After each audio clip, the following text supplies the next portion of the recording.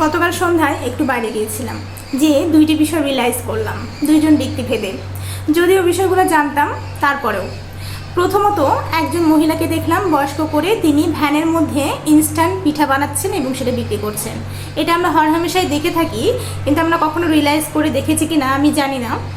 ব্যক্তিটি বা সেই মহিলাটি সবসময়ের জন্য হাসছে এবং কাস্টমারের সাথে খুবই ভালো বিহেভিয়ার করছে। এটা তারা বোঝা যাচ্ছে সে তার কাজের প্রতি সন্তুষ্ট, ডেডিকেটেড এবং তার সাথে সাথে তার পেশনেবল বিষয়গুলোকে সে সম্মান করে, তার বিষয়টাকে সে ভালোবাসে। সেই কারণেই সে এত হাজার মানুষের মধ্যে এসে সুন্দর মতো পিঠা বানিয়ে এবং সেটা সবার কাছে সার্ভ করতে পারছে।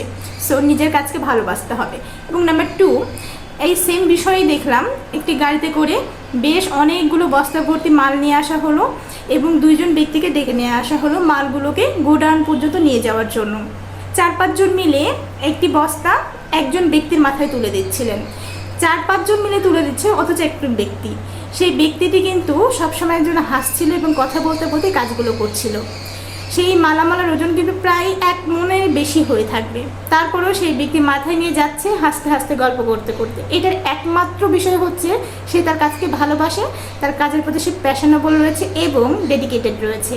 সো যে কোনো বিষয় বা যে কোনো কাজকে আপনি যদি ভালোবাসেন, তবেই আপনি সেটা সুন্দরভাবে করতে পারবেন। নিজের কাজের প্রতি সবসময়ের জন্য ভালোবাসা এবং লয়ালিটি বজায় রাখার জন্য সবসময় চেষ্টা করবেন।